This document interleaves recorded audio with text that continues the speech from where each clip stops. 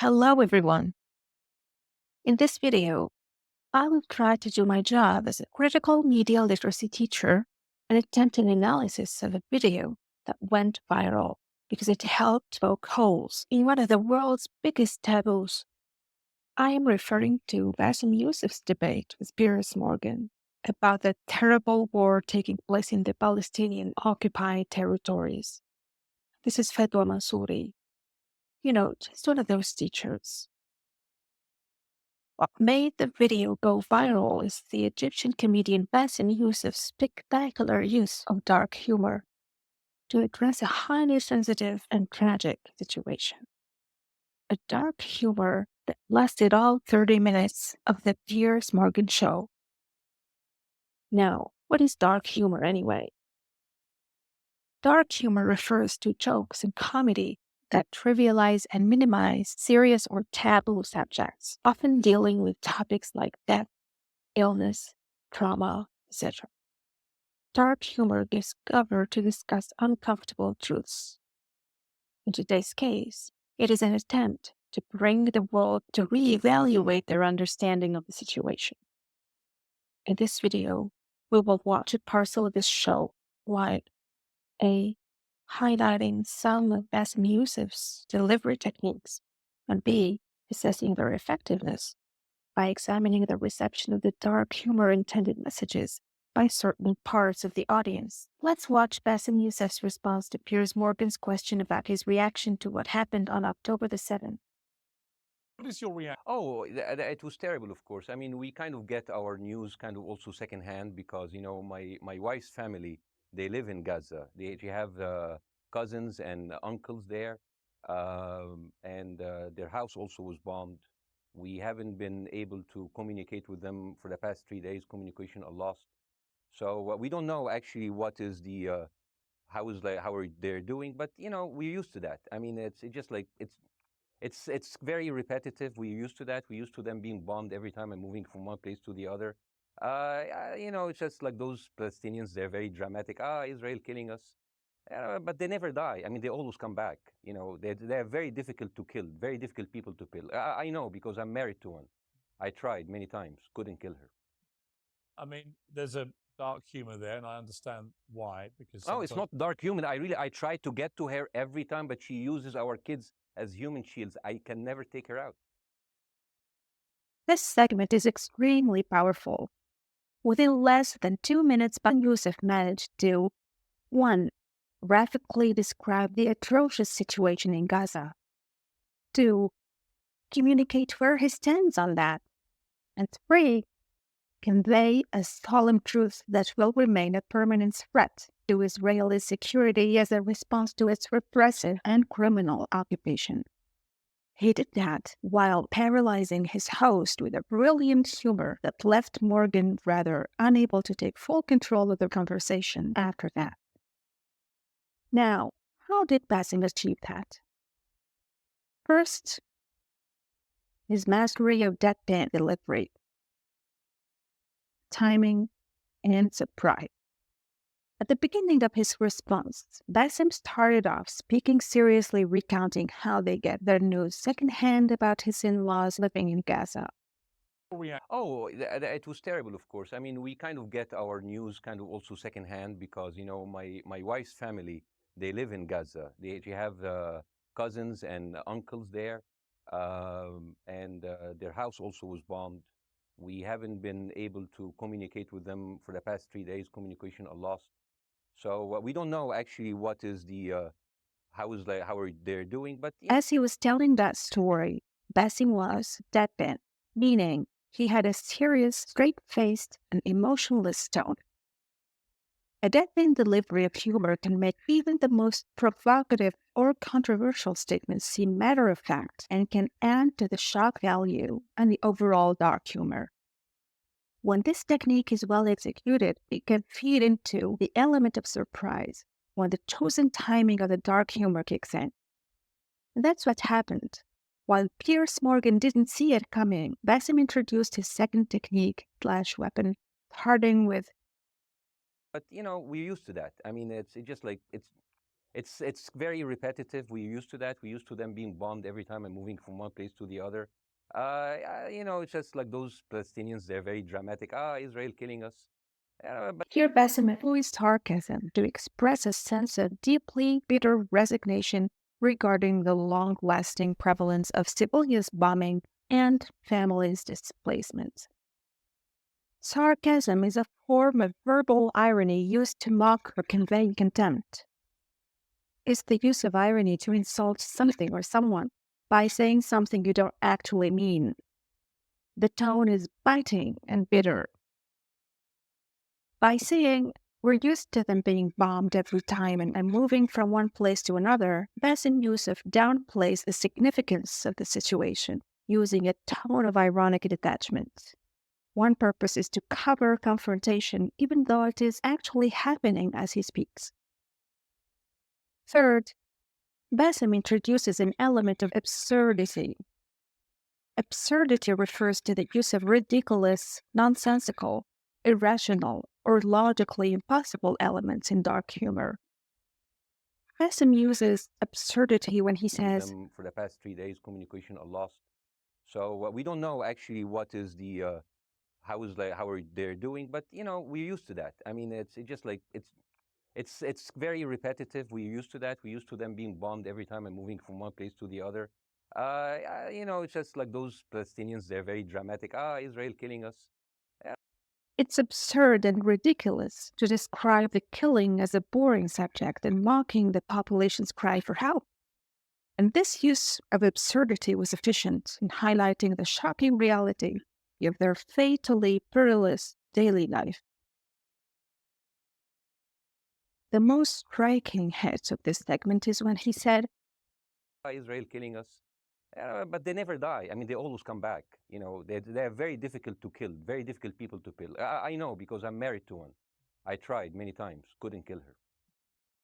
Here, he communicates the solemn response of the Palestinian people through the use of satire in a shocking way. Satire is when humor, exaggeration, and ridicule are used to critique or expose something in society, politics, or culture. The goal is to highlight flaws and prompt reflection or change. It often targets institutions, public figures, government policies, etc. Good satire punches up rather than down, meaning it gets directed from the less towards the more powerful. By speaking lightly of the cold-blooded premeditation acts of killing Palestinians, he is adopting the position of the Israeli. And after ridiculing those crimes, he highlights how useless their strategies are. Because no matter how many they kill, Palestinians always come back. In an impressive tour de force, Bassem Youssef then moves the scene to his own home in a powerful analogy. I know because I'm married to one. I tried many times, couldn't kill her. I mean, there's a dark humor there, and I understand why. Because No, it's not dark humor. I try to get to her every time, but she uses our kids as human shields. I can never take her out.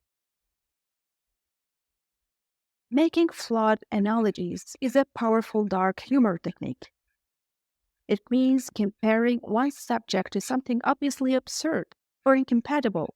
It highlights its defect or irrationality. In the analogy he crafted, Bassem Youssef is Israel, and his wife is Hamas, using her children as human shield, just as Israel accuses Hamas of doing with the population of Gaza.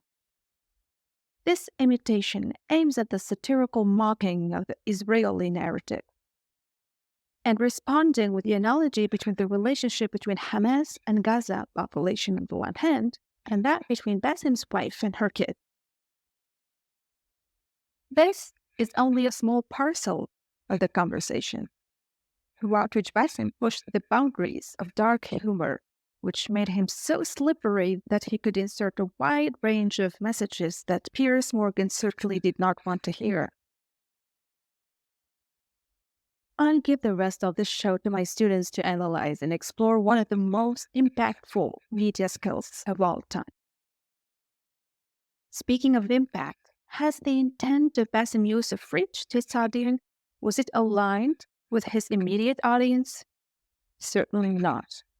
We don't need to analyze Piers Morgan's or Jeremy Boring responses to figure out the wide gap between the speaker's intent and the reception of his statement. In other words, they were outraged. However, when I was about to explore the reception of this successful dark humor performance, I was nervous. I was nervous because I know what the mainstream narrative has been for ages now. I know when and how it was established, shaped, and promoted. And I know how disadvantaged, smothered, and disfigured the Palestinian narrative has always been. Yet, I didn't need to go too far away to get my answer, and it was quite a surprise to me, to be honest. I started out looking as close as to the video's comments, and here's part of what I found.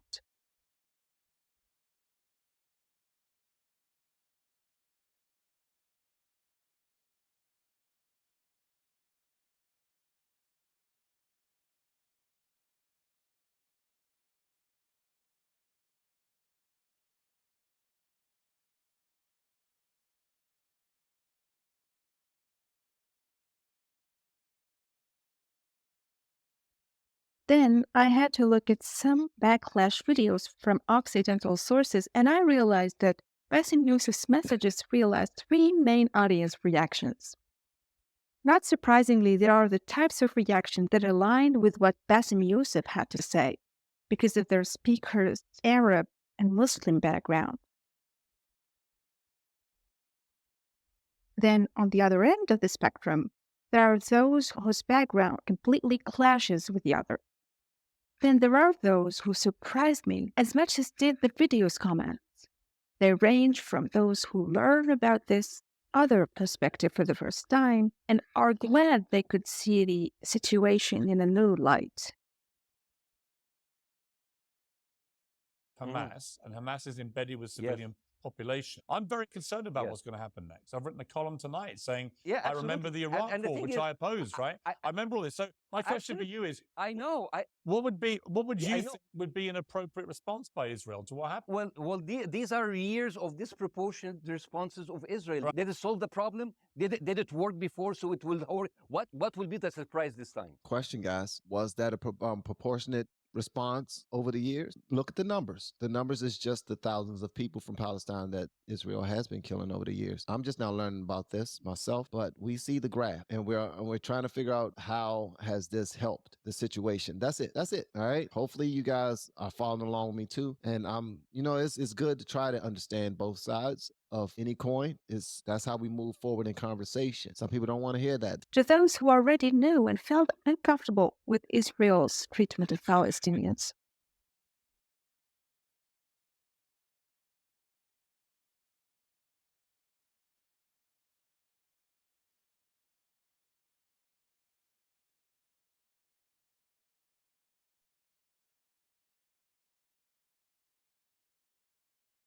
Watching Piers Morgan there struggle to try and respond to Bassem Youssef's satire is just wonderful. This goes to how brilliant Bassem Youssef is.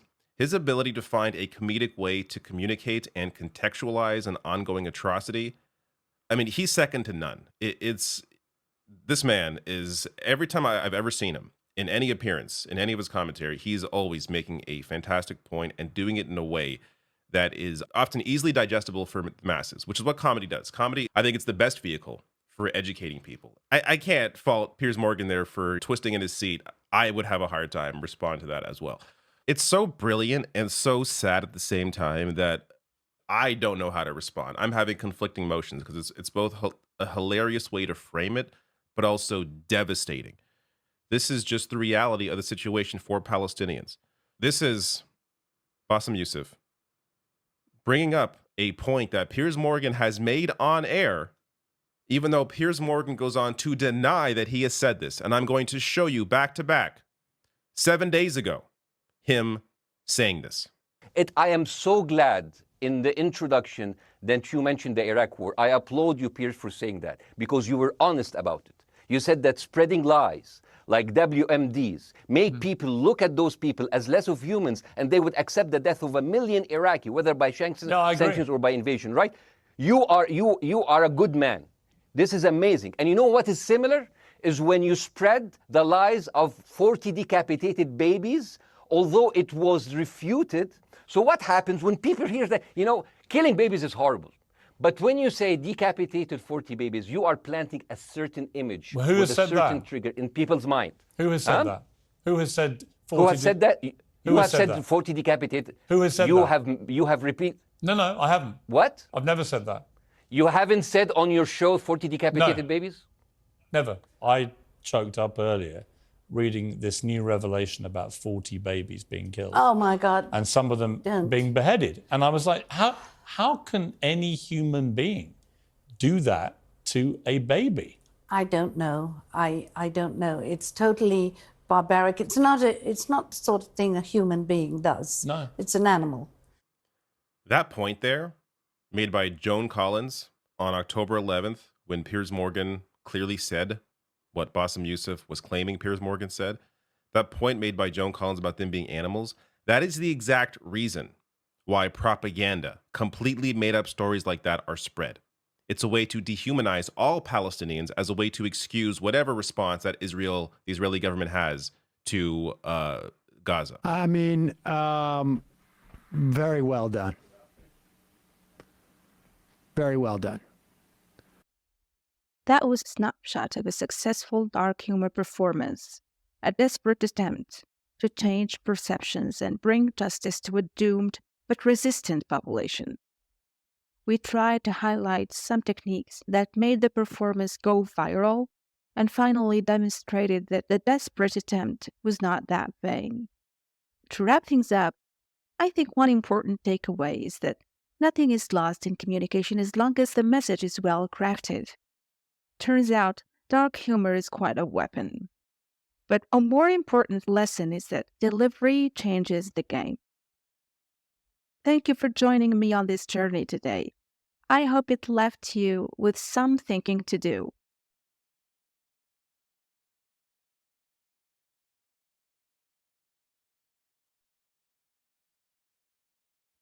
If you enjoyed this and found it useful, don't forget to like, share, and subscribe for more engaging discussions on critical media literacy. Bye-bye.